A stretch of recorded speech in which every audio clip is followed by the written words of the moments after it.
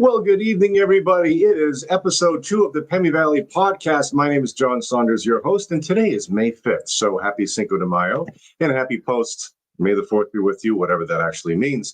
And today's guests are Caleb and Nikki O'Connor, and they're going to be joining us to talk about their channel, That Mountain Moment. Have you seen That Mountain Moment? You can find it on their Facebook page as well as their YouTube channel, and it is so much fun to watch their adventures all over New England, the White Mountains, and beyond from there. Before we go with Caleb and Nikki, I do want to touch base with actually what's happening right now is a lot of people that are up here enjoying some of the water activities. Right now, the East Branch of the Pemi River at the time of this broadcast is running at 982 cubic feet a second, and the Pemi from North Woodstock down to Campton is running at 1,820 cubic feet a second. And that's, what just happened this last Saturday is that Black Mountain in Jackson, New Hampshire, had their last day. It's great. May 2nd, they pushed forward this greatly run independent mountain, had one trail, one top to bottom trail, and they were open from 10:30 to 7:30 that night. And I was there. Yes, it was raining lightly here and there, but it was a great time. It was a great send off.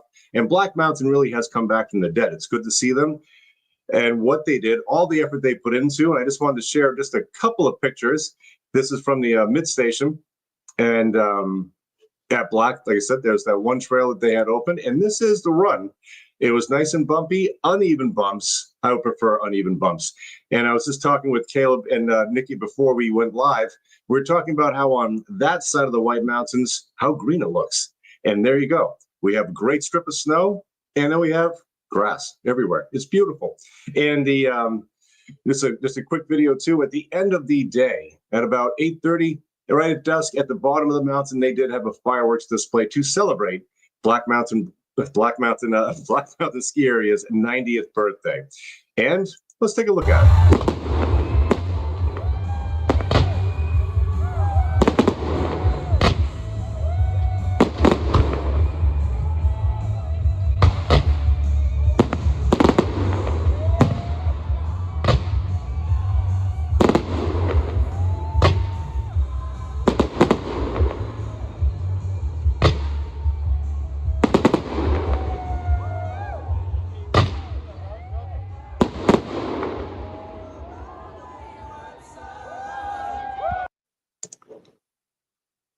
Okay, like I said, it was one heck of a party. And looking forward to next year, and you definitely should support nice independently run mountains like Black Mountain over in Jackson, New Hampshire. So without any further ado, we're going to bring in right now Caleb and Nikki O'Connor. Hello there. Hey, man. How are you on this fine evening?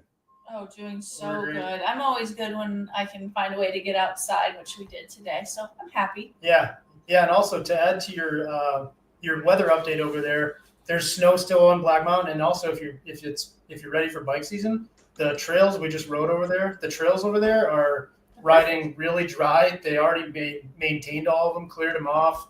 There was only one blowdown, and I think that may have happened today. It's pretty windy out, but yeah, so it's like prime for everything. It's welcome to mud season right now, right? Right, exactly. And I think this spring or this May during mud season isn't going to be that bad, if you will, because sometimes, as you know, it'll be really muddy, really icy, really snowy. I mean, like into June. And the way it's going right now, like some of the hiking I've been on 3 weeks ago, still a pretty good snowpack, even at 900-foot elevation.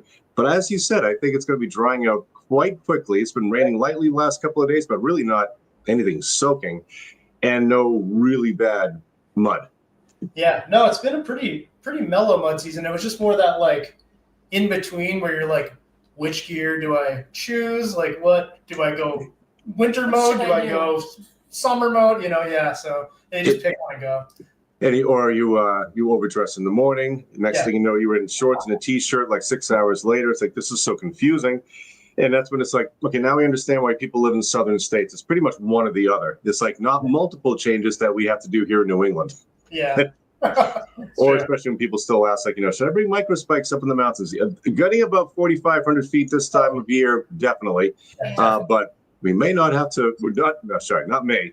probably not going to have to worry about that at the lower elevations. No, Yeah, not I mean, at I all. think they're still rescuing people right now because they're unprepared. They Yes. don't know. Yeah, they don't know what to take. Yeah. It's Actually, there was a rescue fairly recently where the gentleman he meant to come down, I believe, the bridle path off of Lafayette, Yeah. and he went right by the path. He ended up on Falls Summit and beyond the Skookum Trail. Yep. And that was his major issue, was that he Yeah. did not have spikes. And so he finally called for help later that night. Everything ended up being fine. And that's the real thing. Like, as long as the person's fine, learn, and then also just make sure other people understand, like broadcast the mistakes this person made, because it could have been a lot worse. Definitely. And that's what was really hampering him, that he did not have proper traction. Yeah. That's scary. Like when you get that, like, the chicken strip in the middle there in the snow, and it's like one step on the side of your ankles junk. It's like you definitely. It's a sketchy time. I think it's the sketchiest time to hike is like right now. Oh, easily. Like, how many times have you been hiking and you have the white ribbon to death, and it's about 2 or 3 feet higher than the muddy ground? Yeah. And as you said, all you have to do is place your feet just wrong. Oh yeah. And you have a very bad. Your 15-mile hike will now be 3. Yeah. This won't be that much fun. Yeah. And let's talk about That Mountain Moment. As everybody can see, you have the YouTube channel and the Facebook page, That Mountain Moment. Caleb and Nikki, where did that start?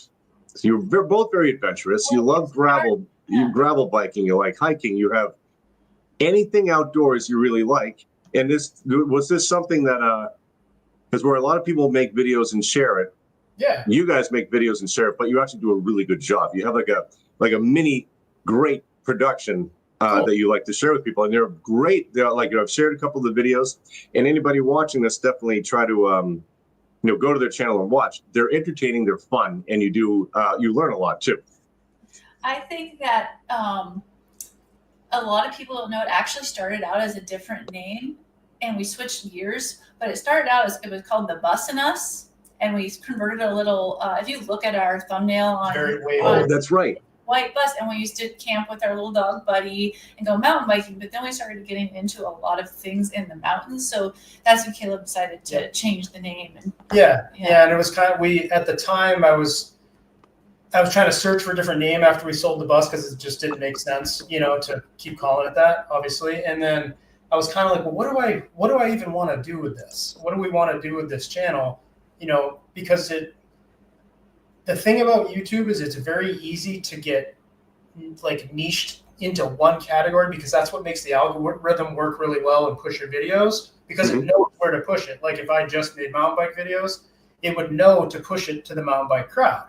But because, I don't know, I feel like everybody's more than just one thing. I'm kind of like, I kind of want to share everything that we do. And I love stories. I love hearing people's stories and people sharing stories, because I always say that, in the end, that's all we all are, is we're just a bunch of stories interconnected. And I love that about existence. And I felt sort of compelled to just share mine and make it positive and make it a very real depiction of who we are, not edit out sort of the messy stuff, keep all those little moments in there. And that's the reason we called it That Mountain Moment, is because it's not, I love big trips. We love big adventures just as much as the next person. But what you sort of realize, especially as you get older, like we are, we're both, I'm going to be 44 this year. Nikki's younger, a little bit younger, but yeah. good boy. Very smart, well planned, well executed. Yeah. I got that on script over here. Yeah. But what it's going to be on the internet forever. Yeah. Yes, exactly. And so what I realized is that I think it's important it depends on what you're doing, but if you love making a YouTube video, or you love making music, or you love making art, I think it's really important to make what you truly love and enjoy making.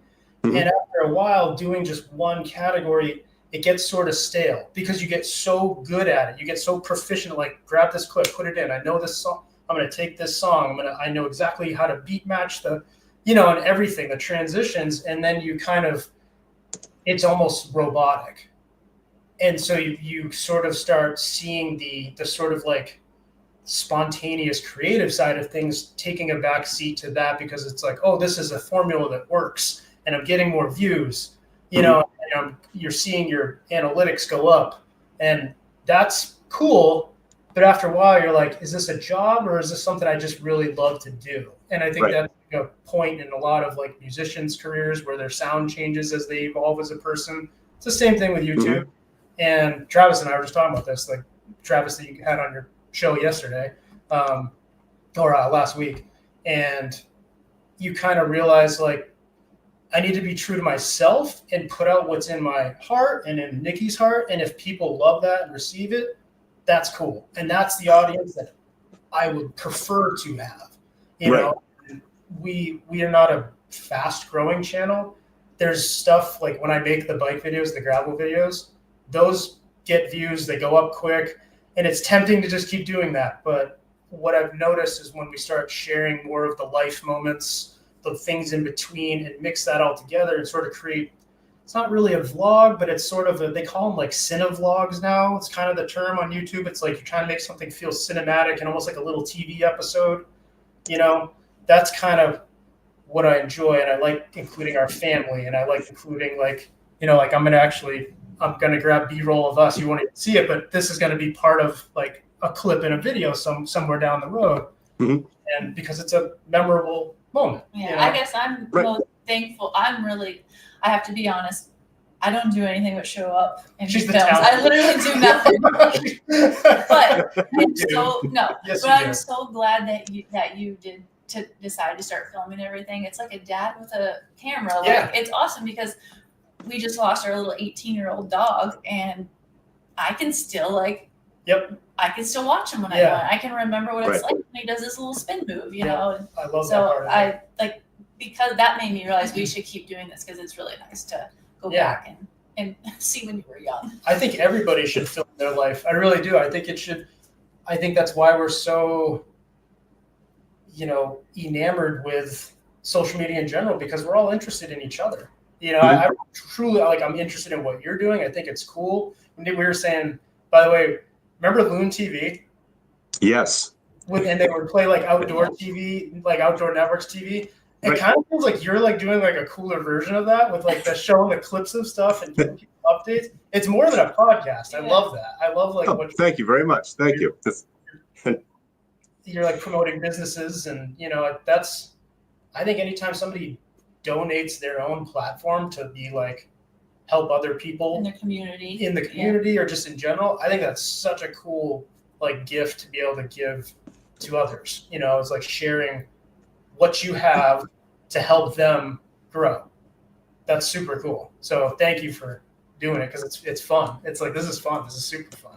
Oh, you're welcome. No, this is something that's been kind of, you know, in the back of my head for a while, and just needed to have the right time to do it, because there is so many cool things here in the White Mountains.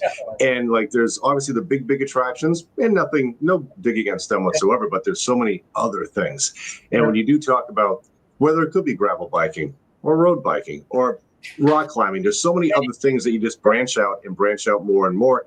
And of course, all of that feeds to other things. Like there's so many cool small businesses in the area. Now there's going to be, today we will feature the same 3 small businesses with a shameless plug, this week, but it's going to grow rapidly. Like there are so many other businesses too. And it's not just food or natural bug spray. There is, it will be expanding. It is because you really should get the word out and just know about it. And there's just some very unique, fun things that are right here in the White Mountains. And that's where I think it's kind of weird that somebody hasn't kind of tried to pull it together. But it's not perfect the way the Pemi Valley podcast has started, but it's a great beginning. It's a good foundation. You're just going to keep on growing from there. So this will be great. Especially live music. We need really good live music because we've got a lot of great live performers in the area. So I'm going to hammer on that. A little bit of a mud season right now, but we'll have lots more announcements, obviously in the next couple months. It'll be cool. I thought it was, like I said, I thought it was awesome you had Travis on. And then him and I were talking because we want to, maybe this year we're working on it. My mom has like a little kind of a homesteady 10-acre field in her property in Vermont. And she lives in like the gravel bike packing capital of New England over there. It's such a perfect area. It's all gravel roads. And, those people that don't know this fact is Vermont has more dirt roads than it does paved roads, including the highway. So you pretty much get anywhere you want off-road in Vermont, which is super fun. But I didn't know that. Oh, wow. That's pretty cool. 8,000 miles of gravel roads. And then if you include like the class 4s, it ends up being like closer to 10,000. That's crazy. Oh, that's wild. Like you think I had no idea. And, like AI, and we've got all this crazy stuff, and like Vermont's still basically just all dirt roads. It's kind of funny.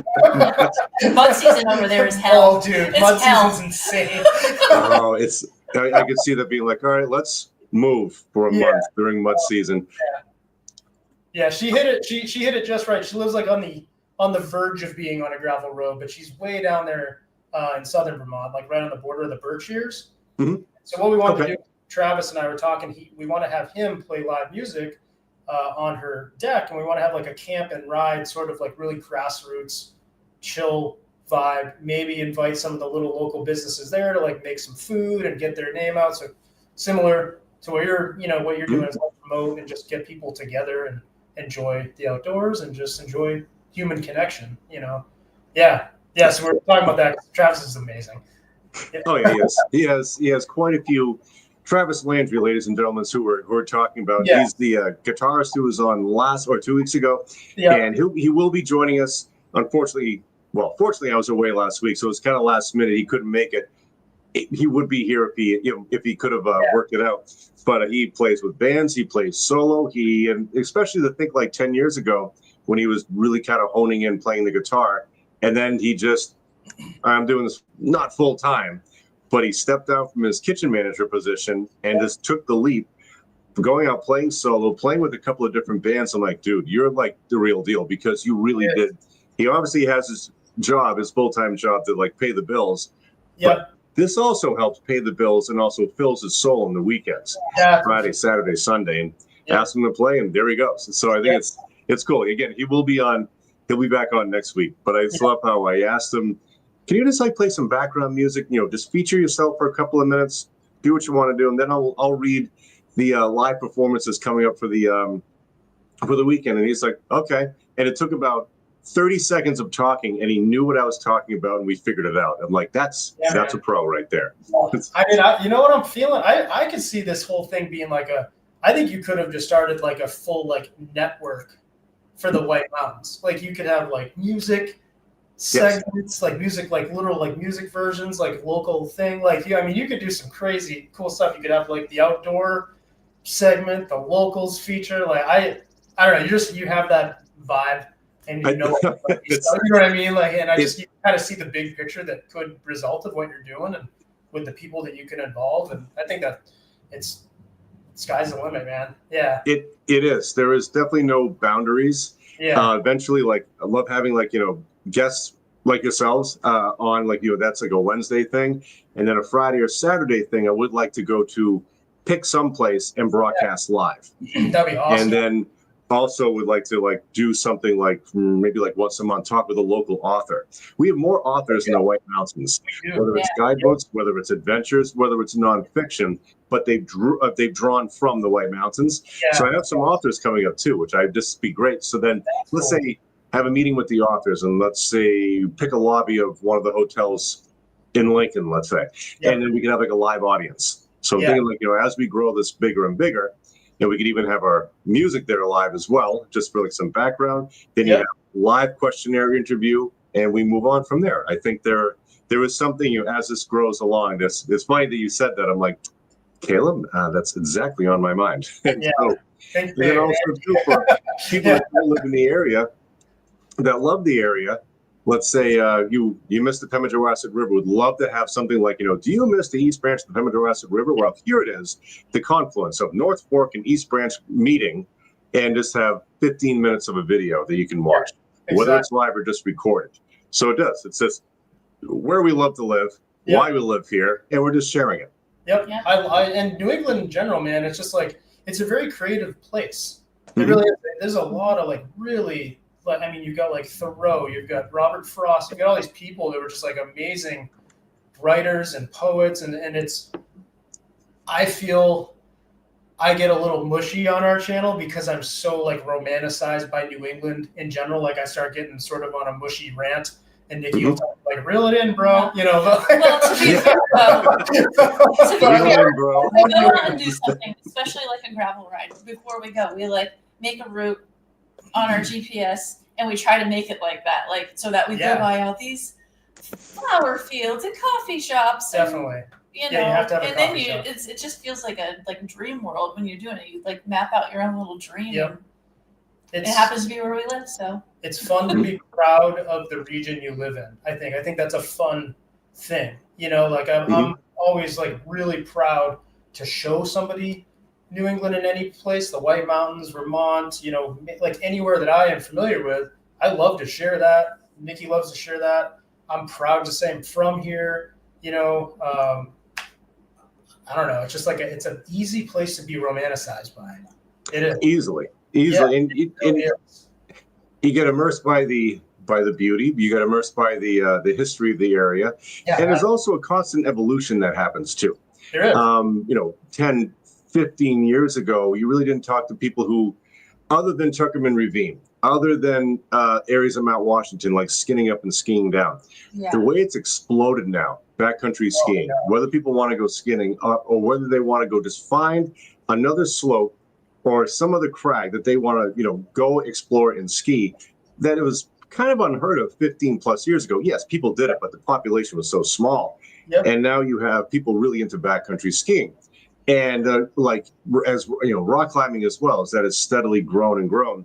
Definitely. We've had mountain biking, trail riding, road biking, and now we have gravel bikes. That has just exploded, as you two know. Like, you two have done lots of gravel biking. The amount of people that I know now who are gravel bikers, and you take like that sort of, as we're mentioning Vermont, so like Northeast Kingdom, Vermont, the pretty much communities that are like sprouting up. Maybe the wrong word, communities, but you have like stores, you have like small restaurants, places you can camp, you have like, you know, Airbnbs along the way, and this is all it is. You're riding through like farm country. 20 years ago, I highly doubt anything like that was happening. Right. Yeah, definitely. And like in our videos, like when you see that stuff in person, like the camera, it kind of gets it, you know, but like when you see that stuff in person, you're like compelled to want to share it with somebody, right? That's how I feel. It's like, God, I just want to like bottle this and like give it to somebody. Be like, try this. It's a great flavor, you know? Oh yeah, awesome. exactly. Yeah. And it's like, it's kind of like you're with like, you know, your people. It's like you're just so like you're with that and you want to share it, and you know that people are going to enjoy it because they're receptive to what you're sharing. It's like, that seems like something that I want to do, or at least try. Yes, absolutely. I know. We just did, speaking of being with your people, we always work weekends here, but once in a while we'll take off. And just recently we took off to do the Muddy Onion gravel ride in Montpelier, and like being around like all those people, the weather was miserable. And I was like, I don't know if I want to do this, but we ended up doing it. I'm so glad we did, because everyone that you were around just was like, screw it, we're all getting muddy and it's going to be fun. And it was 6 hours of muddy hell, but we loved it. Yeah, it was a fun level of miserable. It was. Yeah. It was like, cool, because everybody's just together. You're in it together. So fun. There's such a cool community over there. And actually, just I think New England in general, you feel like you're connected to everybody in that region anyways. It's kind of like we have this unspoken sort of bond that we all share. You know, we're it's uncomfortable all the like we're freaking cold. We're scraping windshields. So it's like I look out the window when I go to work, and it's like all you hear is, and it's like that guy scraping his windshield, that one over there scraping. It's funny. It's fun to like be part of that. I guess to be part of the, I don't know, lack of a better term, sometimes the shit show of it, but right, because that's really what it is. Because there are times where you're like, I do live here. Yes. It's like when the weather is less than weathering conditions, or like, you know, it's gone from really cold to freezing rain. Your car is going perpendicular to the way it should be. It's just like, I voluntarily live here. Yeah, I do. But this. That's why it's not overpopulated. Yep, that's why we don't get anybody over here. It's kind of just the same. Yeah. And or as I remember telling my dad one time, a particular winter hike I was doing, and I believe it was up on Cannon Mountain, went up High Cannon, getting up to the summit. And I mean, the wind was ripping and it was just like, oh my God, this is like, it is kind of talking to myself. And then telling my dad about it, he's like, yeah, you must have been thinking, isn't this nice? I purposely put myself up here. I'm like, yeah, and I knew it was going to be hard.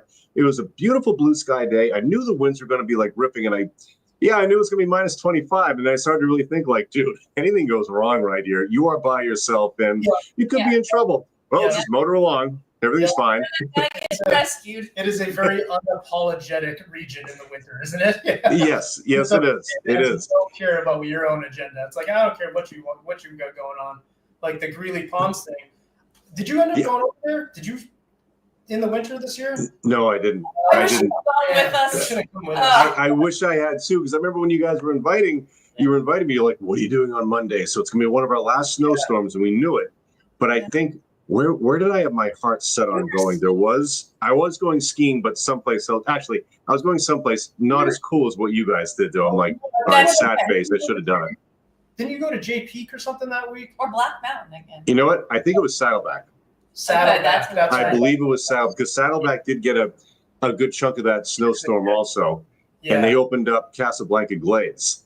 Just enough snow to open up Casablanca, and woof, how steep and tight those glades are. And that was the bomb. But still, that was a lot of fun. But watching your video, I'm like, oh, that's a good rival. If not, just a smidgen better. Yeah, that was a great example of like, it was like beautiful blue skies, and then like the sun's coming through the trees. It was like beautiful light flooding, and you're like, wow, what a day. And then all of a sudden, just like sky closes in, trees are laid over like this from the wind. You're like, okay, this is a totally different experience now. You're crossing a pond that you hope is frozen. Yeah, you're crossing a pond that you thought was more frozen than it actually was. But isn't that always fun when you do make your way into the wilderness, Pemi wilderness, wherever it is, and you're like, I'm going to walk on that frozen body of water, and the cracks, all of a sudden, like the noises, you realize it's not as frozen as I thought. And I think that video, you were cross-country skiing across the pond, and like there was open water. You're like, you start imagining things like, wow, falling in the water with these skis on is going to really suck. Yeah. I don't even know how you go about surviving that, but I was hoping not to find out. I think in that video, like, while we were talking, I was like, unclip your chest strap, your pack, like take your hands out of your loops, because if you go in, you do need to be able to shed some stuff to get out, and that's another, all those little, I always find it interesting how the weather, when it changes like that, when it changes to like something more heavy feeling, how heightened your senses become versus like when it's the sunny, beautiful day, you're kind of like in la la land, and all of a sudden your brain like switches into it starts thinking of scenarios, it starts searching for the scenarios that can happen. You're like, okay, if that happens, I should be prepared like this, and if this happens, you're very different dynamic. And it's what's cool about around here is you get all that in one experience in one day, easily, and it all, and you start to kind of categorize in your head where it is. It's like, okay, there's that element of fear, but you're that's under control. Then you're just trying to survival, and then it's trying to be tactical at the same time. And then you have that one, let's say, pop in the ice, or even feel the ice move. Now you're like, okay, panic is rising right now. You got to make sure you have everything under control as you move along. I think I was on a pretty big wind drift out on Russell Pond, and up there by myself, cross-country skiing across the pond. There was more snow than I thought. And on one of these snow drifts, as I got up on it, I'm going to say it's about 4.5 feet high. Then I started to sink through it really quickly. And what popped in my head was, is it as frozen here as it was over there? Because there's all the snow on it. I don't know. And of course, don't really want to find out. So let's just kick a little harder. We're going to make our way out. Stay steady. Do you go down from the pond on that old like snowmobile trail thing that kicks you out at the power lines? Is that where you end up? No, I'll go over there, but I don't. I pretty much come back and I go back down the Triple I Road. Gotcha. Yeah, that's fun. Coming down. The Triple I is just the right angle for cross-country skis. Up to like just have at it and go. And that hairpin turn, I don't care how many times I've done it. It's always like, Doesn't All right, there matter. we go.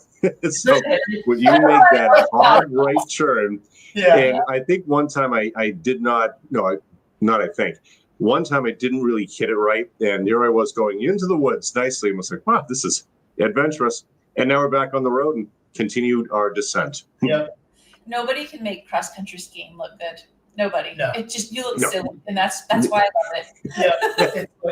It's very like it's an equalizer. Yeah. There's no coolness factor to it, but it's super fun. Is when somebody has the skating down pat and they're on like a level. So, okay, when you're watching like Olympians do it, Yeah. they look, men and women, they look so badass when they're doing it. But the rest of us, right as you seem to get your rhythm down, you'll kick out too hard. Next thing you know, you're like a deer on ice and you're just trying to like control. Yeah. And I'm like, doesn't matter what you wear, what you're doing. It's just like, did anybody see that? Everybody saw that. Okay, who cares? Those backcountry Nordic skis we have, I will say they're fairly controlled. Like they're the binding, with the pin on the binding's a lot wider, so you get more control over the ski. They actually have a side cut, so when you go to turn, they turn, and they're really fun. You can telly turn them, which neither of us are great at, but it's kind of fun to mess with it, and you kind of learn it a little bit. But that was something I wanted to add to your point of like there's more people doing stuff, like more people interested. I think a big factor from like working in ski and bike shops over the years, I think the gear is so much better. And Yes. I think It definitely. Yep. with the gear, it's like, I mean, you can get on a new pair of skis or like a new full suspension mountain bike and you kind of feel like a superhero right away. With like a little bit of balance, remember like straight cut skis? Like, well, why? Oh, yes. What were we doing? Things that turn need to have a curve. There was a lot of drugs back then. Yeah, you're right. Yeah, the 80s was a hell of a time, right? I do have a pair of my Dynastar Omsofts from like the 1980s, and they're hysterical. I'm like, yeah. What person in their right mind thought when I was about 4 inches shorter than I am now, they'd give me like 2 10s? Yep. Have at it, kid. Stick your hand up in the air, kid. All right, here you go. That's your ski size. Like, I remember you want to race and go fast? Here. Yep. Zero side cut, straight.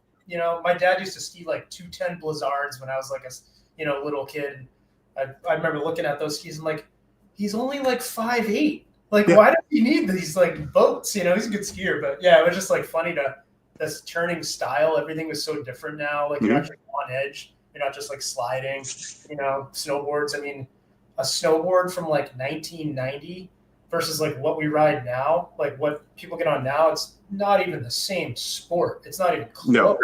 It's skis, everything. It's cool. That's neat that it makes it where more people can feel comfortable right away because, I mean, let's face it, if you get on a pair of skis the first time ever, or snowboard for the first time ever, the first like few days really they kind of suck actually. You know what I mean? Yes. Kind of your wrists hurt from falling, your ass hurts from falling. It's not fun because you haven't like figured it out, but then there's like that little hump that if you stick with it for a couple more days, all of a sudden you're like, oh, cool. And then you're just hooked for life on anything like that. Yeah, it's fun. Yeah, it's cool. I'm glad that it cuts down that learning curve where you're kind of having fun almost right away. That's a great thing to you might not be like the other people that you want to be like, but it doesn't take that long to get there. Yeah. Exactly. And I think you did nail it. As soon as you said the gear being better, backcountry, cross-country skis. Yep. Kristen has a pair of Fishers, and she loves them. It's like this night and day. Take those right out into the woods, packed on. Conditioned or unconditioned trails. Yep. It's perfect. Yep. Also, AT gear. AT gear is night and day compared to 15 years ago, where the actual gear is a lot more intricate. And it seemed to break down or break a lot easier compared to now. Time is quicker. Yes. Yeah, definitely. Split boards, I think, have come a long way. I think they're still. I think they're still a little clunky. They've still got some time to go. It's pretty. I mean, when I was working at the shop, I mean, we started getting some pretty cool stuff, and you could see the changeover time is a lot quicker. Mm-hmm. But the AT. Honestly, after snowboarding and cross-country skiing and backcountry skiing, I think it's so much faster and probably more efficient overall to have the AT ski stuff. If you like skiing and snowboarding, it seems like it's just more dialed in. It makes more sense. You don't have to take everything off. It's kind of, I think that's still ahead of the snowboard backcountry curve, but snowboarding's gotten a little bit better with it for sure too. The gear's lighter, boards aren't as heavy. But yeah, what skis does she have? The actual model name I don't remember, but of course I can just run downstairs and get them. Would you know it? Super They're wide? about that wide. Probably the 62. Probably Probably 62. the S-bounds. They backcountry? yes. Yeah. Oh yeah. So it's got to be one level of the S-bounds. Explain what that is, and I'll be right back. Explain what it is. All right, welcome to the podcast. John is absent He now. quit. No, the Fisher S-bound line is a cool line because it comes in different widths. So we have the Fisher S-bound 112s. They're super wide, and it looks like a alpine powder ski, but it has the scales on the bottom. Really fun, really efficient, and lightweight in the backcountry. You can mount an AT setup on it too, which is kind of cool. So you can have like a skinless AT setup. We never go through. We go up steep stuff, but nothing like that. We haven't been able to get up with those. No, not at all. Yeah. Oh, are those spiders? Oh, we have those. Yeah. Those Ta-da! we have those. Yeah, those are those 68s. Yeah, so that's like 68s. Yeah, cool. Yeah. Yeah, those are sweet. They still fit in a track too. Those are like literally. We always say those are like the best skis to just have around here. Yep. We have the S-bound 112s. I was just telling your viewership. We have like the super wide version of those, and then we have what do we have? The 62s version of those. It looks exactly the same though. And that ski is so useful. Like if to anybody that's listening, if they want one backcut, like one ski to do everything, Spider 68, Spider 62s. Do everything. You can go in the backcountry. They still fit in a track because anything above 68 doesn't really fit in the track if you go to a touring center. Mm-hmm. So it's kind of nice. You can use that, but they break trail and metal edges. Oh God, Dude. metal edges only. Yeah. If I have one piece of advice for cross-country skiing, just get metal edges. If you don't like the way the descents feel and you think it feels sketchy and your knee's gonna end up in a different zip code somewhere, get metal edged cross country skis. Actually, if anyone is actually interested in these, we do a few videos where we use these, and Caleb talks about them quite a bit. And it's kind of nice to be able to see them in use on what kind of terrain you can use them in. Yeah, I think it's a very useful setup. So they're really fun. Yeah, but the classic. I remember what got us into cross country skiing is when I worked at the snowboard shop. Dave was No, he threw them in the trash. Dave was throwing away. They were trash. Our old rental. They were trash. They were literal trash. And Dave was throwing away a bunch of the old rental cross country skis, and I was like, can I just have like a couple pairs? He's like, yeah, I'm just throwing them away. Okay, cool. That's what got us interested in it, and we went to Green Woodlands. Yes. In Dorchester. Yep. You've been there, right? To ski? No. I know where it is. I've not been able to partake on those trails yet. Oh my God. Well, I've heard nothing but great things about it. Really cool. Yeah. Yeah. But there's some giant hills, and I had no idea how to stop. And no metal edges. It was the most terrifying thing, but almost like so fun at the same time. Right. Yeah. But they were like plastic rental skis. The scales were barely on them. There was like the edges are round essentially. It's like, why not just put metal edges on all these things? I don't understand why. It's the funniest thing because these with the metal edges, and you take these out, it's like I can grip, I can churn. Going downhill, I can actually churn. I don't feel like, could be it. So it's like, and you just feel so much more stable. But you're right. Like, why don't they have something like this on all of them? This would work so much better. Yeah, I think if you're not like trying to race or like set personal best, I'm just trying to survive. Yeah, and you want you want to have like a safer fun time, that's like controlled and feel like maybe you learned something instead of just like, oh, I survived the day. The metal edges make sense. I correct me if I'm wrong, but is the reason that they don't put a lot of metal edge on a lot of them is because it does kind of slow the ski down, right? I mean, that's kind of what I've always thought is the friction of the metal is different than the plastic. That's what I always thought. I have no idea. Yeah, that's I would assume that maybe it was. That's funny. Actually, now that you asked that question, I really don't know. I have no idea. I just figured it was just a lighter vehicle, but I didn't realize that would add that much more weight. It's like, all right, we have our homework assignment. We're gonna figure this out. That's what the Solomon rep told me when I worked at the shop. He said the metal edges are slower because they drag and it's a heavier ski. I don't know how. Yeah, I was like, okay, I'll go with that. I have to repeat something to sell these things, right? Right. And you like that too. And then as time goes on, you're like, that was just a selling point, wasn't it? Yeah. I might be lying to myself. Maybe I'm lying to myself. Yeah. Maybe I just want everybody to be safe and have metal edges. Yeah. But speaking of metal edges, biking, cross-country skiing, something that I'd never seen before. And speaking of that mountain moment, the videos that you had a video come out last February, Yep. and you were in Vermont, and it was a combination of electric bike and cross-country skiing. And that had to be one of the best. I'm like, this is the brand new sport. You have just absolutely just opened something up here. We've had horses that would pull people on like downhill skis, but cross-country skis and an electric bike, this is the 21st century right now. This says 2025, screams it. Yep. So it's an e-bike, and that's one of the most. So that company Van Powers, they sent us those bikes because of our channel. They sent us two models. They sent us that one, and that's the red one that's pulling Nikki, and then there's the silver one that Rich, one of the other people of our family, was on. But the red one is one of the most powerful e-bikes, like pedal e-bikes on the market right now. Like, it shouldn't be able to pull a person. Let's just say that. Is insane. And we're like, we have to try this. Yeah. And the conditions were actually perfect for it.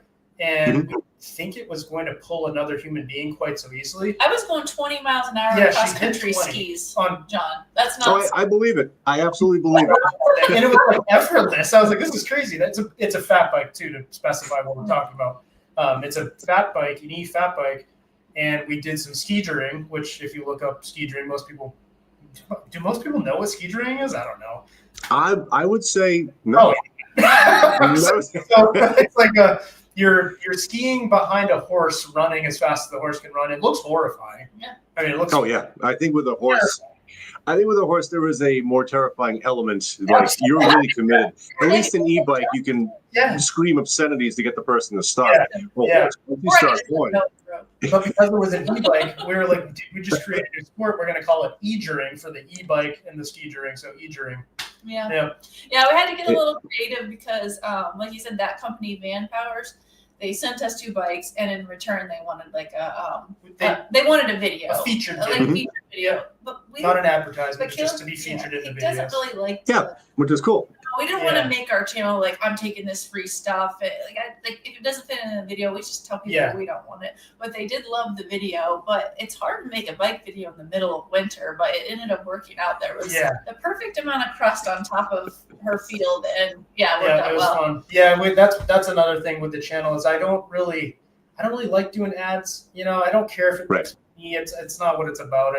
It took me forever just to turn on the monetization button. I've done so many more videos without it on, and actually I've kind of changed that too. I don't like putting ads in the middle of videos. I think it disrupts the flow of an episode. Definitely. It's it does. more of an episode than it is like a sort of a talking head video. Like there's a lot of channels where it makes sense to have an ad, but when you're trying to create a vibe or an emotion, or you're trying to convey what you were feeling at the time when you filmed it with the music, and it's like you chop the middle of it with an ad. It just doesn't feel right. So I kind of just put them at the ends now, and I've got to go back and continue to fix all the old videos because YouTube's they're a little nudgy with that. They'll kind of slide in there without you knowing. And I go back and I'll watch a video to get like a kind of spark an idea for like what I'm doing. And I'm like, I didn't put ads here. I was like, oh, they changed the ad policy. I got to go back and do every single video so that people aren't, I want their experience to be fun and not have to be feeling like their ads getting thrown at them all the time. So, so that's, but yeah, so with them, they were I told them that. I said, hey, if I don't think it really fits, I don't really want to sit there and talk about it like, hey, look at this bike. You guys should buy this bike. I said, I want to just include it in the video, and if it flows with what I filmed, cool. If not, then maybe this isn't a partnership. And they were like, nope, love it. That's what we wanted. That's why we contacted you. We don't want that sort of forced ad. We just wanted you to show it what you do. And they loved it. And we actually have another one with the Muddy Onion, Rich, that's in that video, the guy I ride with in the snow one. He did the Muddy Onion with us on that bike. He did the whole thing, and the battery didn't die. I was shocked. Like 4,000 feet of elevation gain. Yeah, did not die. And that thing was flawless. It was like, I'm really mud and they're cool. They're a cool company. I really like dealing with them. They're pretty fun. So but that without them like having that type of partnership, it would have been the video wouldn't have felt like that. I guess is where I'm going. It's nice to have companies that aren't just looking for, hey, talk about this camera. We want 3, because you get a contract with these companies. You're like, we want you to talk about this camera or this microphone or whatever. It has to be a 3-minute ad. We want you to have this, and this as bullet points. And I was like, I don't want to do any of that. It doesn't sound like fun. It's not fun to edit. I can't make it enjoyable for myself. Then why would I make it for anybody else? Pro tip though, if you tell them you don't want to do that, they're usually like, okay, we'll just do whatever. They actually just. And then I said, I told them I don't even want to sign a contract. I said, because our channel it's not an everyday channel. It's not an every week thing. It's sometimes. your hobby. It's what I just love to do. And if I'm inspired at the moment to make a video, then I film and then I edit and that kind of stuff. But I don't like forcing it, because I've tried that and it just never, I get like frustrated with how it feels forced and doesn't feel authentic, genuine, so it's nice there are companies out there, anybody that's maybe watching this and wants to create their own channel, which I really encourage. Just all I use is a GoPro. You don't need a ton of stuff. Every single thing on our channel is this camera right here, minus the little drone I have, which is a recent ad. We haven't had this very long and either. This is like the little drone. That's it. And I didn't use a drone for years, but it's fun to use the drone. It's just cool to like see everything from a different perspective. Oh yeah. You don't need much. You can use your iPhone. iPhones are incredible cameras. You don't need all that crazy gear that you see. No. I get a lot of people that I talk to like in person, they're like, what do you use for a camera? I'm like, a 6-year-old GoPro. It's what you do in the editing and how you crop it and how you upload it makes a real big difference in the quality. So What's some of the editing software that you use? I use Filmora. Because that really is where the magic comes out. So Yep. I like simplicity because I'm the type of editor that if I have gizmos, I will use them, or I will try to use them, and all of a sudden I'm in gizmo world and I'm not in like creating a story. Like the flashy stuff that I want to use doesn't get in there because I know I'm going overboard with it. So I use a very simple program. I use Filmora 9 is what it's called. It's just okay, all right, yeah, okay. You see those ads on YouTube all the time. It's $56 a year for the pro subscription versus what's the one I'm thinking of? They're really expensive. Yeah, Premiere. Premiere like hundreds of dollars to use. A month? Not a month. I think it's a year, but it's still quite a bit, like a month. It's not cheap, and then all the add-ons like Lightroom and all these other plugins you can get for it. That's a great thing, but you don't really need that. You don't, because when you're telling a story is king, right? So that's how I look at making a video is like, is there a story here? Is there anything I want to take all these clips that I have, and it's like open up a little gift. Each clip is like a gift, and then you're like unwrapping a story with it. And sometimes I'll share some secrets. Sometimes the clips you don't edit in the order that you filmed, because a lot of times it doesn't make sense. Because it's you ever listen to a little kid tell a story? Oh yes. And then I went to do this, and then I went to do that, and then I saw this pink elephant. And it's and then, which is cute. And I'm not, I was a little kid. We all were, and we all told stories like that. But it's not compelling, right? You're like, okay, kid, you want to hear. Like, 5 minutes into the story, you're just like, end this, please. But you're happy for him, right? But right. The story, there's different methods of making a story, and that's what I've gotten into recently.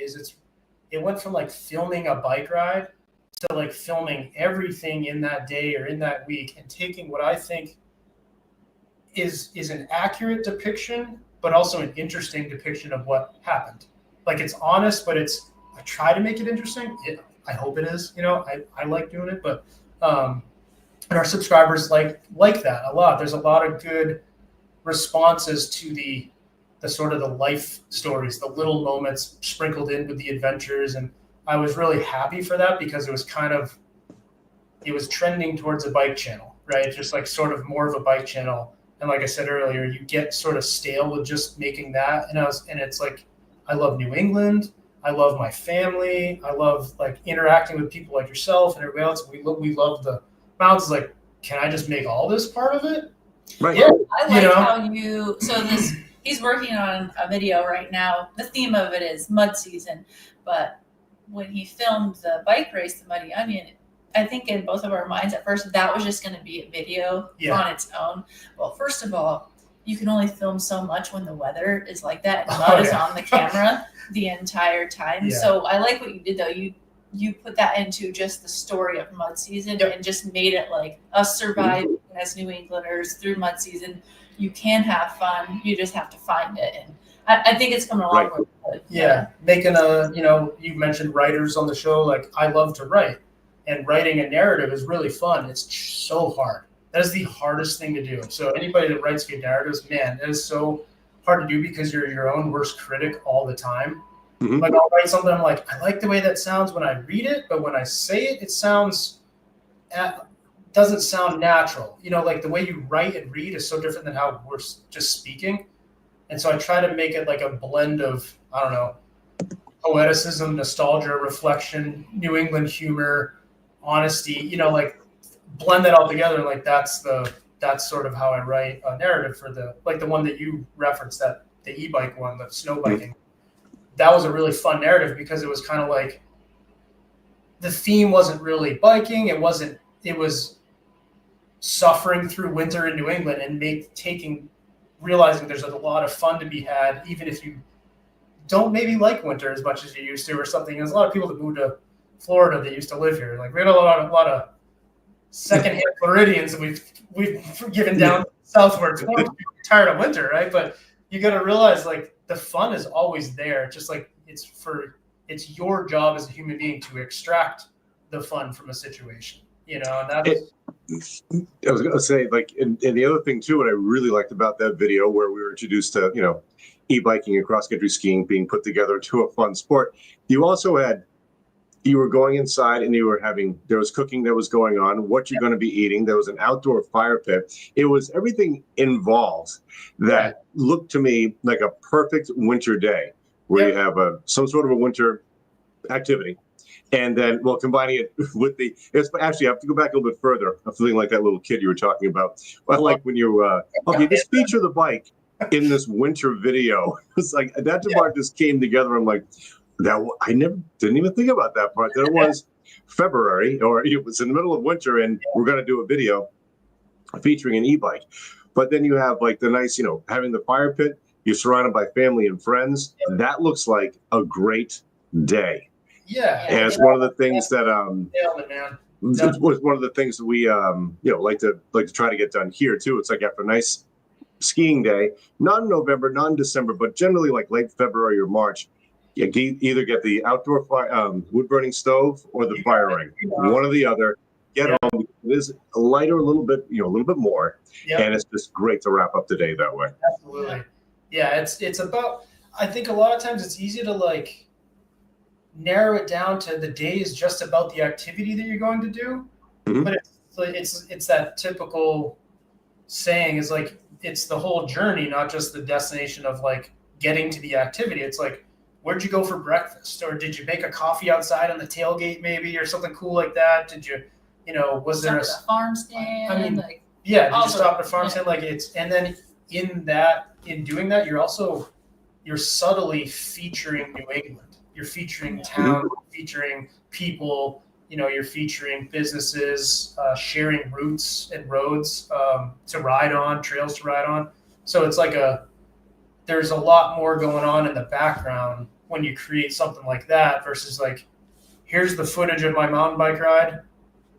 And, how sustainable is that? I don't know. I mean, people crush it on YouTube with mountain bike videos, but even them, like all the guys that's what originally got us into YouTube was like I was watching POV footage of people mountain biking, and those same people now have moved on to completely different things. One of them's like into like a rally racing. This guy that I used to watch, Lone Ranger, he's really good. Like he has a film background, so he makes some really nice content.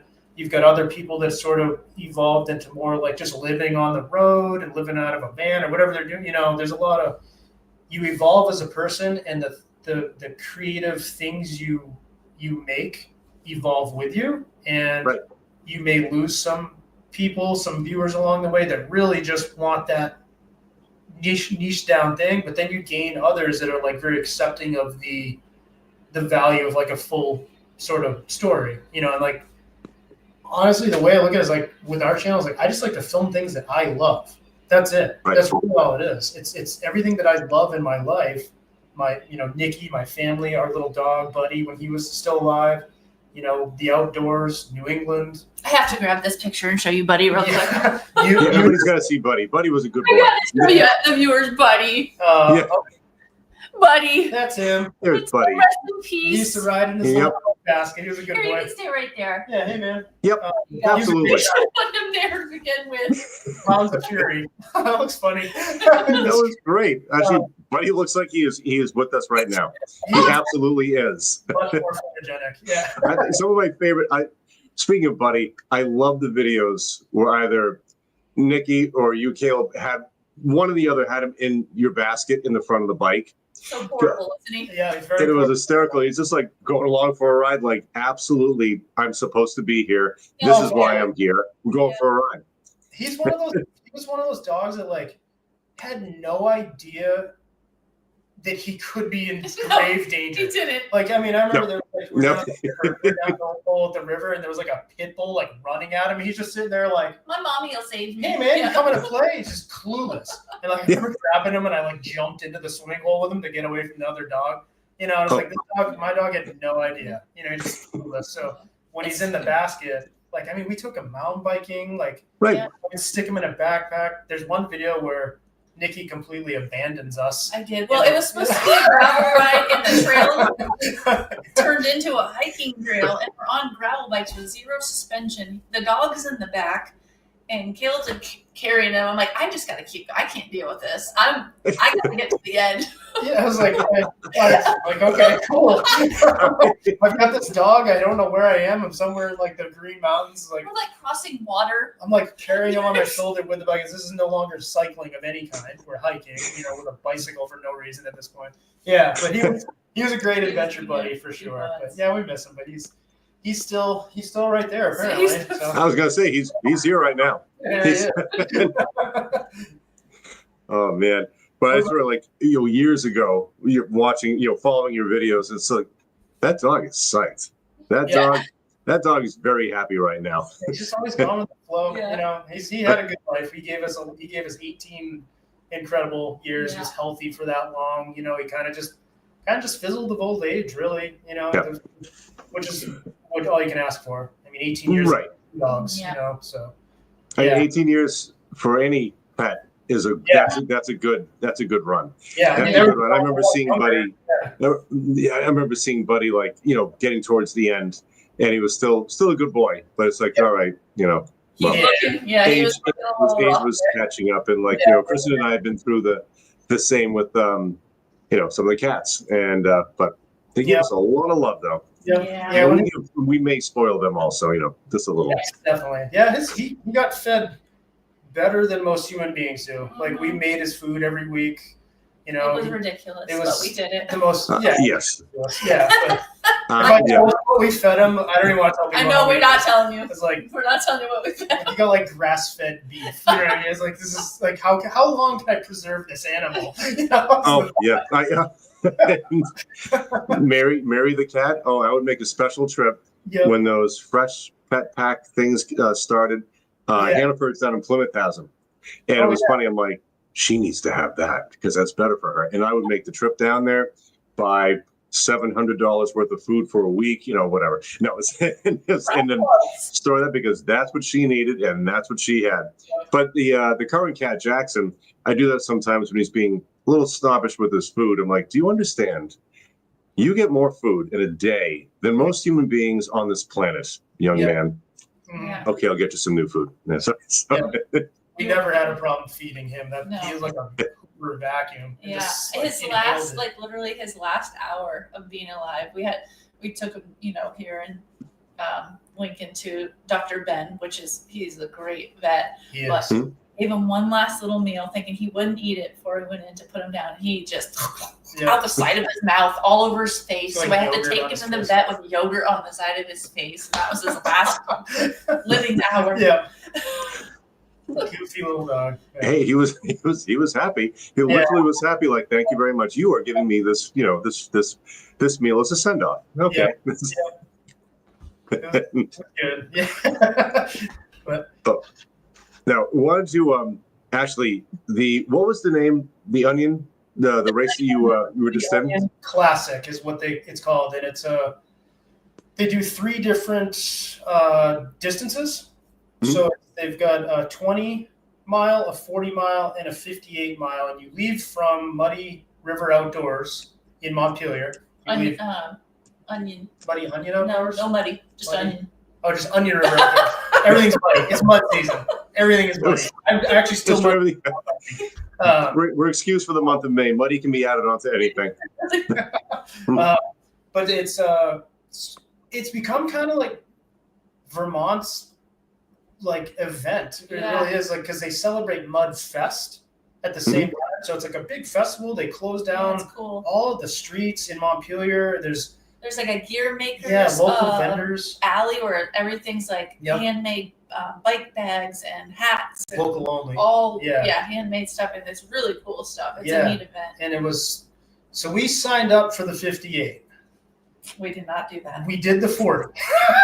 And I'll tell you why, because everybody did. I don't think that many people that signed up for the 58 actually did, because when we were talking at all the aid stations where everybody's filthy and you got mud in your teeth, you heard the chatter of I don't think I'm going to do the full one. You kind of heard that going on a handful of times. There was some savages that stuck it out. Yeah. Going downhill was scary. Just let's tell that you was fun. But the other thing is, it was just destroying our bikes. So if you do that event, I would say, if you got an old bike, maybe ride that one, because we had just gotten brand new bikes. And now they're broke, both of them. Yeah, so I've been repairing it, tore apart the drivetrain, full set of brake pads because so much grit in the brake pads just wears them down. We're helping people. People are helping us. You're fixing bikes on the side of the road. Mine was on the bike stand for 20 minutes. That was cool. Yeah, some guy that helps run the thing was like, "Oh, are you okay?" And I'm like, "No, I lost my climbing gear 2 miles in." Yeah, and so oh gosh. The store it's such a cool event because it's all the whole city's all about it.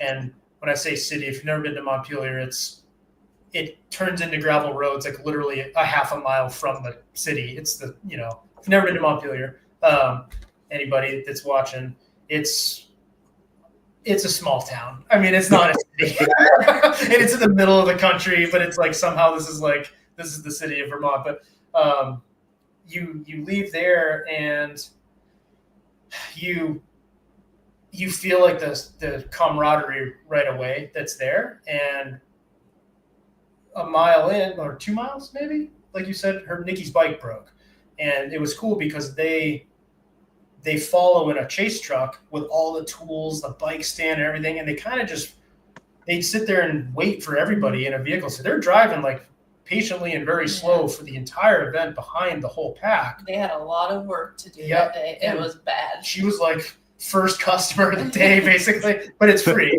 And we're in the middle of the middle of the country, Vermont, on the top of a climb, gravel road, nothing out there, view of the Green Mountains. And here's Nikki's bike in a bike stand, and this dude's fixing it in the middle of somebody's driveway, and they're allowing it to happen. It's that's what's kind of cool. I love Vermont's they're everybody's on board kind of thing. The aid stations were in people's driveways. Yeah. It's cool. You just pulled up to Bob's house Yeah, and they're like- he made you a peanut butter and jelly. Yeah, it was cool. It's like a That very cool. rocks. Yeah, that's event. Yeah. and that does it. Just adds to the vibe. It's not like you're there to just run right through. Everybody's part of it. Everybody, that's cool. Yeah, And their thing is, it's not a race. It's not a race. It's an event. And so their Just a hashtag vibe. is like hashtag Mhm. is still not a race. So it's very relaxed. There's nobody trying to be a superhero. You're chilling, you're laughing, you're taking your time, you're doing whatever you want, you know. And the 20 miler is honestly plenty of It rides. is. Yeah, because the game, anybody that rides gravel or road or mountain bikes, but gravel or road, there's no getting away from, like, when you build a route, like we use the app Ride with GPS, and you build a route, you plot it out, and you it tells you the mileage, the elevation gain, and it's pretty hard to get away from a route unless you use a rail trail that doesn't have like 100 feet of gain per mile, which is pretty stout. I mean, the White Mountains are no different when you're hiking. It's like every mile in the Whites is like 2 anywhere else because of the pitch. Right. What's the elevation It's the gain same thing. for if you climb Mount Washington? What's the elevation gain? Do you know? Depending on about the west side, you're about 3,000. Gain. Okay. Yes. So let me tell you this: we signed up for the 58 miler, and the gain was 6,500 feet. Oh, It's crazy. I was like, I don't know if my Right, legs will do perfect. that. Yeah, so it's fun, and you are used to that. Like, just being a gravel rider in New England, like I said, you can't get away from that unless you incorporate a rail trail, which I think is a really good way if you want to have like a more mellow day.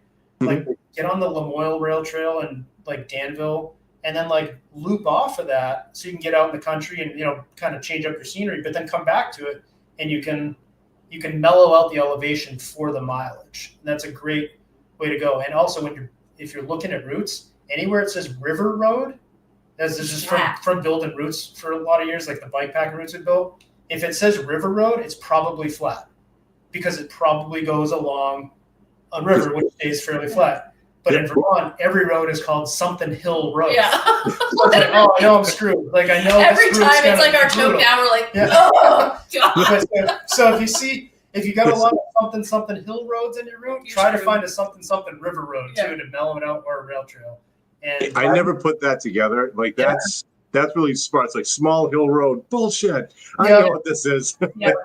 Oh, You that's learn so your fun. lesson. the There's hard something about a river road or a hill road. That is Fun and all right. for- That's good. That's good to put in the back of your head. Yeah, because that's I will say, like, it's hard to, if you don't have a knowledge of like where these roads go, like you could end up being way Mhm. the hell out there and not knowing where you need to come back. And a lot of times when you're out, we do a lot of riding in Vermont because there's just so much gravel, but New Hampshire too is a lot of times your GPS on your phone, you don't have the service to make it work. No, you don't. So it's really useful, just a riding tip, anybody that's looking to get into gravel or road or even mountain biking, I think. Yeah, I was I kind of like not wish- having technology in mountain Yeah, biking. but today we weren't sure where we were exactly. But the building a route on Ride with GPS, they make mounts for your phone so you can follow it, or you can download it into like a bike computer. I wish I had it. I think with me. sometimes watches do it too. Well, you can put it on your like watch. Got one of the. It is definitely activity handy watches. because when we first started riding, we didn't do that. We would just wing it, and it was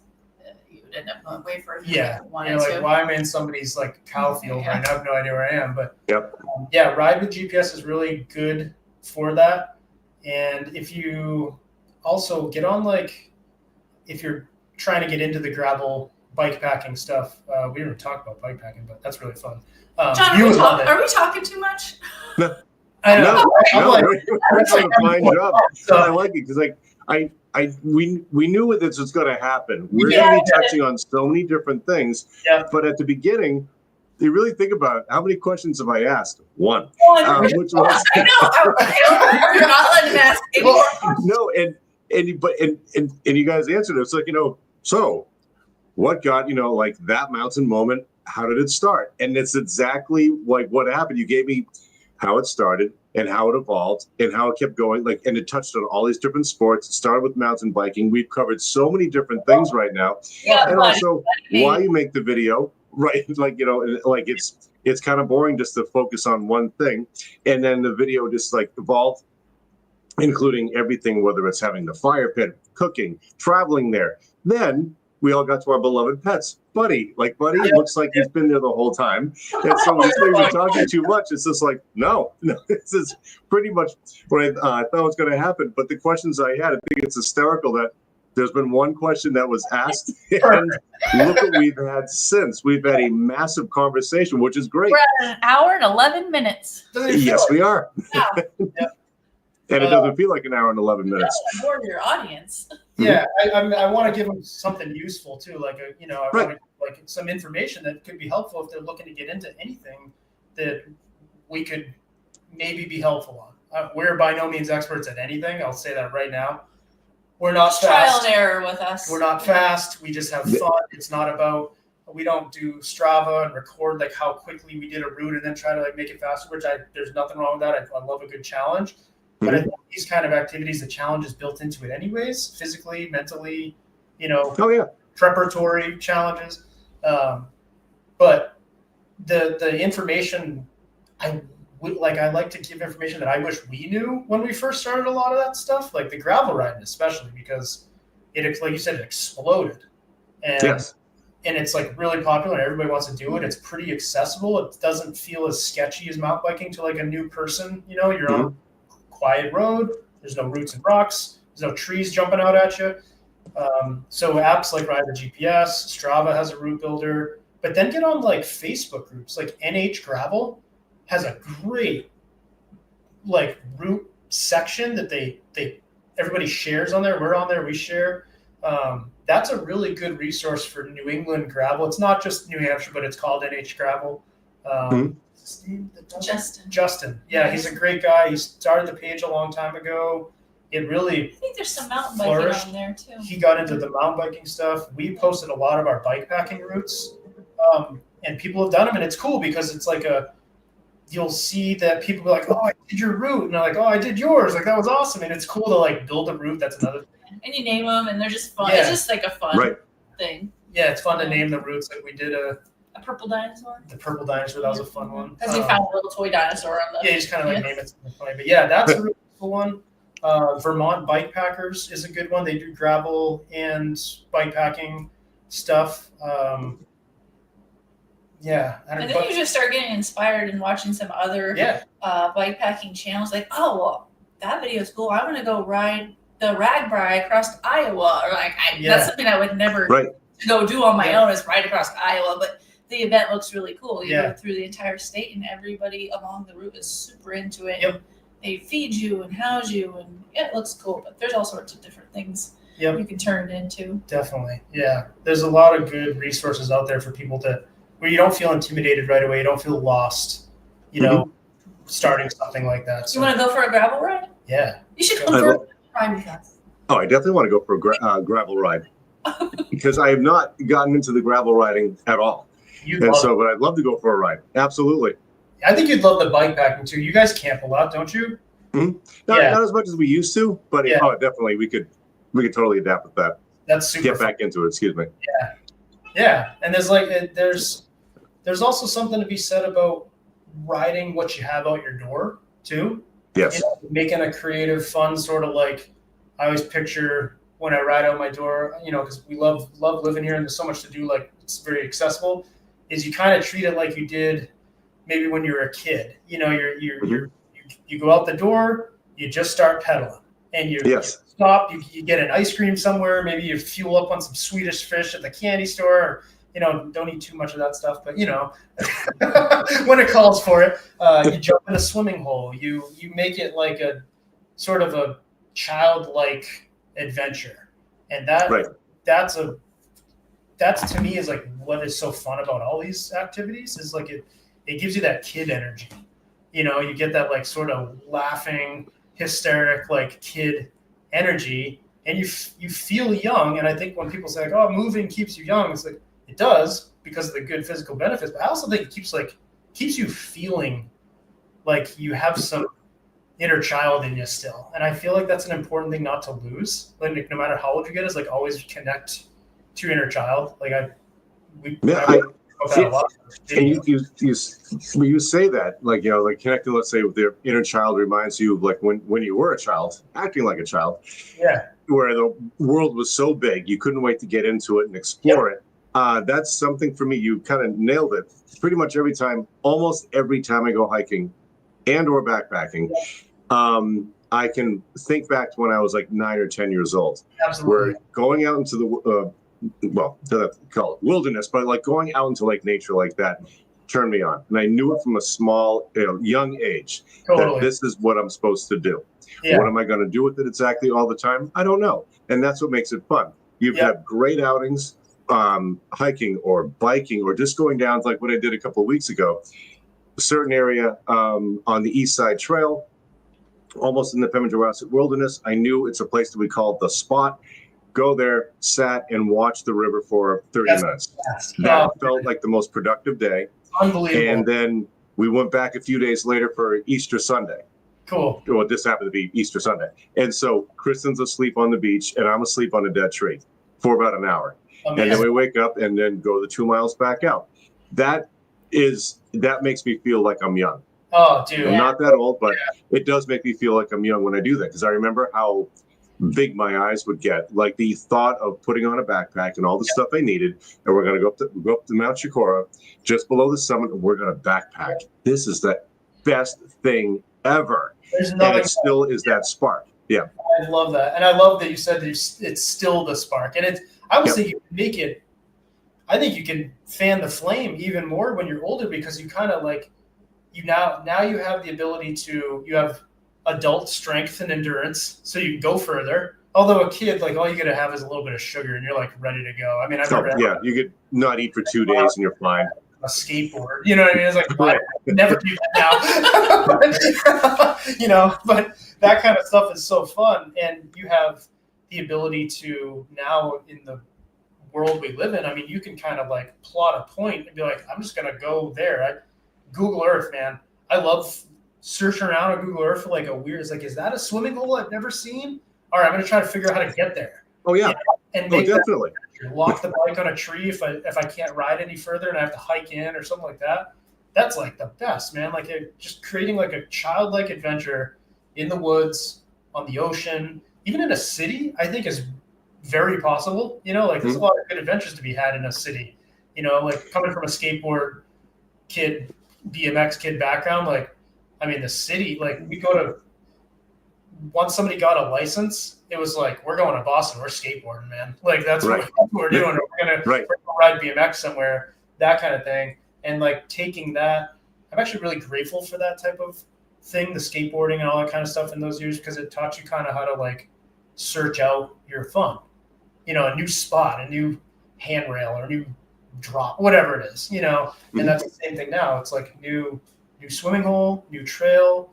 I mean, we got these little like mopedy little scooter things. It's not an e-bike. It's got a throttle, like a mini dirt bike kind of thing. They have pedals, but you don't want to pedal. They're like kind of fits a category that's a little bit of a gray area. And we zip around town on those things. And our neighbor Jamie Aya, he'd be a cool one to have on. Mm-hmm. He's a backcountry snowboarder. You'd probably love talking to him. You might know him. Actually, he was at Black Mountain skiing. Oh, yeah, probably. Yeah, he was there that day at Black Mountain. I probably saw him. You probably did. Jamie's a good dude. He loves snowboarding. He's probably he's the embodiment of a snowboarder that just absolutely loves it.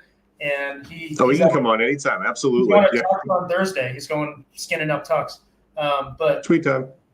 We took him on because we had a third one of those e-moped things that one of the companies sent us, and we zipped around town for hours, just zipping around town like little kids, just laughing. Found all sorts of stuff we'd never seen sorts before. Of weird trails that we didn't even know where they went. He said to us, he goes, I didn't even know this was here. And I live 2 miles down the street from it. It's like that's the beauty of like just going out your door. Is you can make your world feel so much bigger, even though it's like this big of a radius. It's cool. Yeah. And at a slower pace too, because at a slower pace you get to really see more things. Yeah. Take away from that's what Kristen and I like to choose to do sometimes. Like we could drive, or we could bike it. Yeah. And if we bike it or if we walk it, we're gonna definitely see more things. And so that's where you get to pull it in from there, and it's great. Yeah. Again, it's just down the street there. what did we find not that long ago? I'm like, we've been living here for how many years? And I didn't realize XYZ was right there. I'm like, what the hell? But of course, we're driving by at 50 miles an hour all the time. And then one time we're taking a walk, it was like, holy crap, check this out. Yes. It's not new. It's been here the whole time. It's been here longer than we have. Yeah. Right. Do you guys have any fun things planned coming up? As not yet. We're going to have some, I would like to go to the Bigelow Reserve in Maine. I want to take the canoe out and go for a couple of days and go around the body of water. Yeah. That's what I'd like to do. So that's kind of like out there. As soon as we got back from Florida, it was funny. Kristen had packed up and went whitewater rafting like the next day when I was at Black Mountain skiing. So it was crazy. 90-degree weather, whitewater rafting and skiing. Perfect. I'm like, I cannot complain about our lives. Cannot complain at all. That's but no, having so they're just kind of formulating some things right now. Cool. Yeah. Nice. We shall see. Yeah, that's a nice area. There's a lot of free camping over there. Yes, there is. Yeah, I looked into actually it's tons of space like for camping, which actually it's kind of funny with like Moosehead Lake, which is a bit further away, but it's funny like talk about it, like all the free camping and just like looking at a map of the lake. It's like you camp area here, first come first serve. I'm like, this is all like the woods. I'm not really worried about a campground. So I think we're gonna be fine. Yeah. But Bigelow Reserve is something that I have not really explored, but I want to explore first the body of water and then go up into the mountains from there. Yep. Yeah, they have a because I've been around the area many times, but not in it. So it's awesome up yeah, there. their hut to hut system. Have you Maine's hut? Those are so. We've only done it by mountain bike, but it's like first class everything. Have you there's seen beer that? on tap and chefs No, up there. Yeah, I've seen them. I'm just like, okay, what universe is this? This is very different. It's called Maine Huts and Trails. Yeah. That's Maine Huts and Trails. Yeah. yeah, It's it's so unbelievable. fun. It's like they took bike park style trails and connected full service huts. Is the best way to explain it. Like berms and like all sorts of cool features and you're out in like the middle of nowhere once you get far enough out. Like you're pretty far out there. Yeah, people cross country ski at hut to hut too, which is they really do. fun. Yeah, that's You want metal edges for that Yes, downhill. you do. Yeah.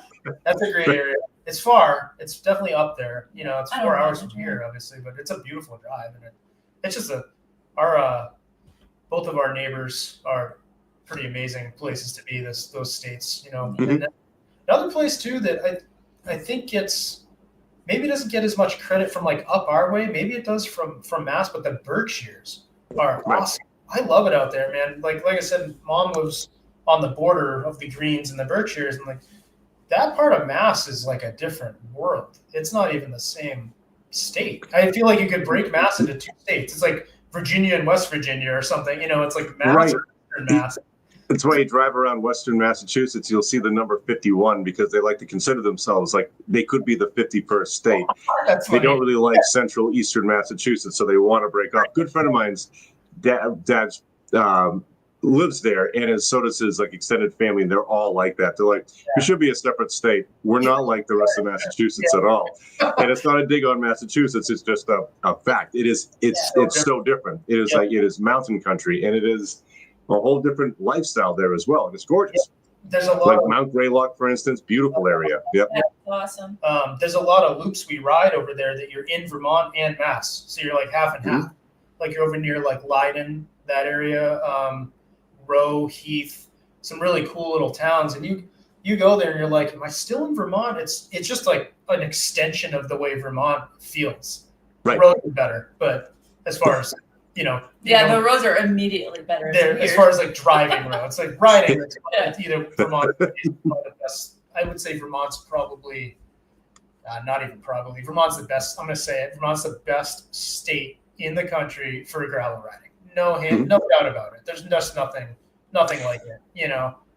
Of the many gravel bike riders that I know, they've pretty much said along the same lines that you just said right there. It's so great.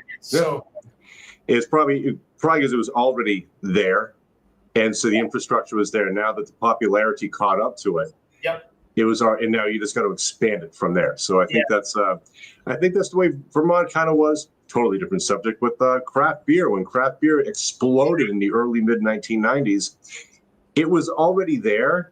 Yeah. It just needed the popularity to catch up to it. They in Oregon. That's all they needed, and they were right there to fulfill, educate, and grow from there. Yep. All the things that were once illegal were already being done in Vermont. Right. Yeah, exactly. Yeah. Done well. Yeah. They haven't done a bad job at all. No. No, they do. That state, man. They have their recreation so figured out. It's part of like the culture of just living there. You know, it really is. They just the mountain biking. They're always ahead of the curve. They do have some really good snow quality. I think if you're a skier or snowboarder, I mean, J Peak, there's more. They got more snow this year than like Jackson Hole did. That's insane. Easily. That's insane. No, I remember Bolton Valley had more snow than, like you said, like Jackson Hole. There was, I forget which area in Colorado they were comparing it to. I'm like, oh my God, Bolton Valley has like twice the amount of snow It's in crazy. that pocket. Yeah. And that's pretty cool. That's pretty amazing. Vermont is a very amazing state when it has to do with, the outdoor recreational activities. It's great. It's good. Yeah. New Hampshire's done a good job. I will say, you go over to Conway when we were over there today mountain biking. I mean, you're like, this is part of the community. You can feel the execution is different. You know, like we have some cool trails around here on our side of the pass, but the infrastructure there supports it really well. Yeah, they have a lot of people to put effort towards clearing those trails. Like, I love what they're doing in Campton. We should. What are they calling it? They're calling it the White Mountain Trail something now. White Mountain Trail Collective, I think is what it's called. That might be wrong, but there's just there's a good group of them working on the trails. There's just not as many people as you're going to have in North Conway, but I'm just happy that we have little communities like Campton and Bethlehem. They're making trails. Littleton, they're making mountain bike trails. So it is happening. It just takes longer over here. There's just not as many of us.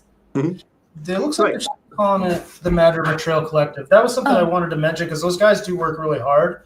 The Notch Cyclery in Campton on exit 28, they're sort of like the hub for nice shop. The Mad River, really nice shop. And it's some younger kids that started that shop a while back, really good mechanics.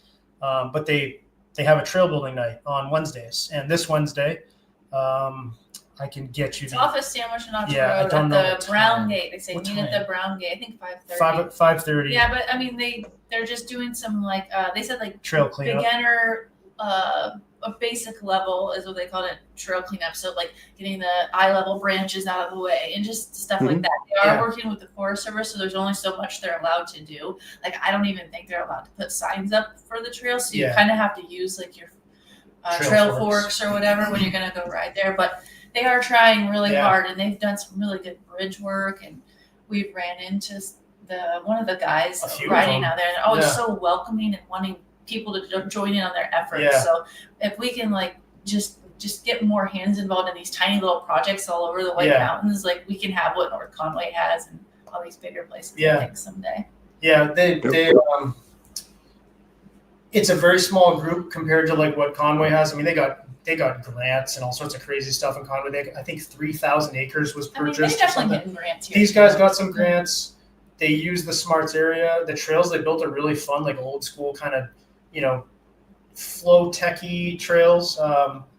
And they just need help. Like this is the first time we found out about it, so we're just gonna go help out this week. And it's good to give back to the stuff you use. For sure. Yeah. And that's a great shop. That kid's an awesome mechanic. I forgot his name.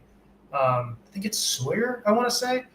But he'd be another one, man. Like that's a cool place to do a podcast. Yeah, the that shop would be is a great, gorgeous. It's really cool. Cool business.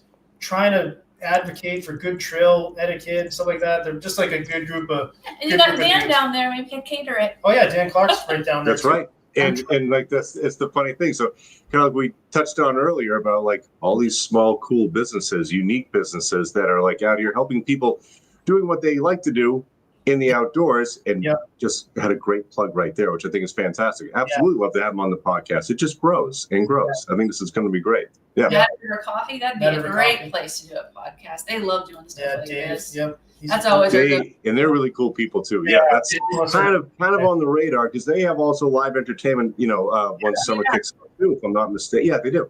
Yep. And that'd be definitely really cool. Nikki used to work for them. So Yeah, when we moved here, we literally just moved here with all our stuff in our car, and I went and applied for a job. He's like, "Well, yeah, I'll hire you. When can you start?" I was like, "Well, I've got all my stuff in the car, and we're looking for a place to live." Like, we literally just came into Kinda just Indiana. showed up, We just yeah. showed up. We wanted to live here. Showed up, and he's like, "Okay." So we got the little penny saver out at the time. He just started calling apartments for me. Long story short, we bought the one that we rented. Mhm. So we're still in the same place Yeah, thanks to that them. we were Yeah. 12 years Yeah. ago, thanks to David Yeah. and Melissa at Mad River Coffee.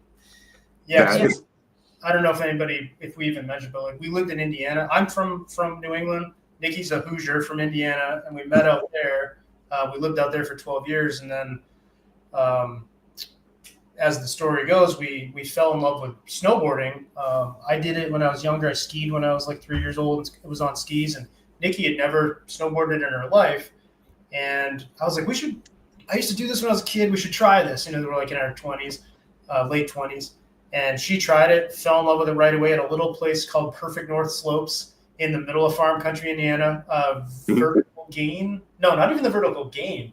The height of it is 300 feet. Yeah, So, but it's so well executed. Some pro It's so skiers fun. like Nick Gefford. Nick Gefford, one of the Olympic freestyle skiers, came from that place. Right. That's a really cool spot that got us hooked, and we quit our careers. We sold a business that Nikki was running, Yeah, a cafe. I had a little coffee Sold shop. it all. Sold our house. Gave up our dream careers.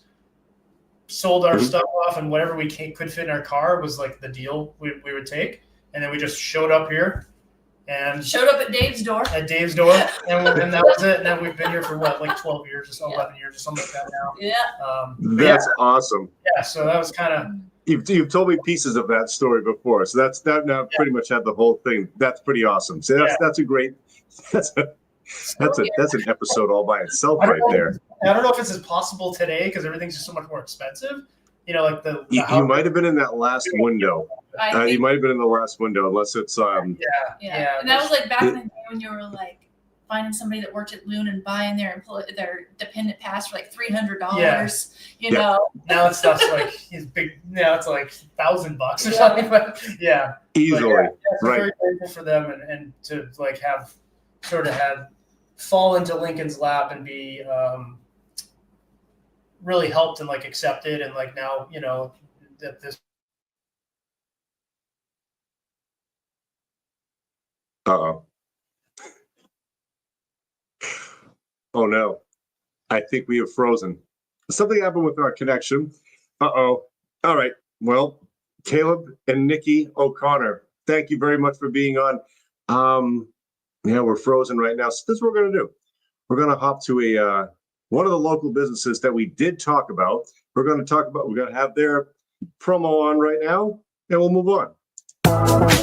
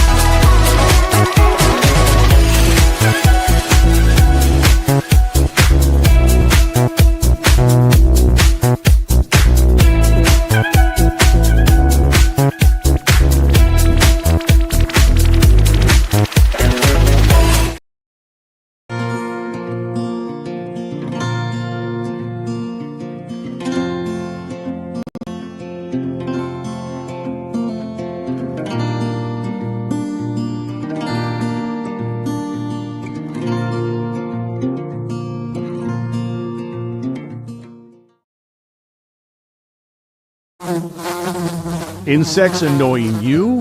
Bond Cliff Bug Protection is all natural and made in New Hampshire. Repel those biting insects. Bond Cliff Bug Protection for all those who work and play outdoors.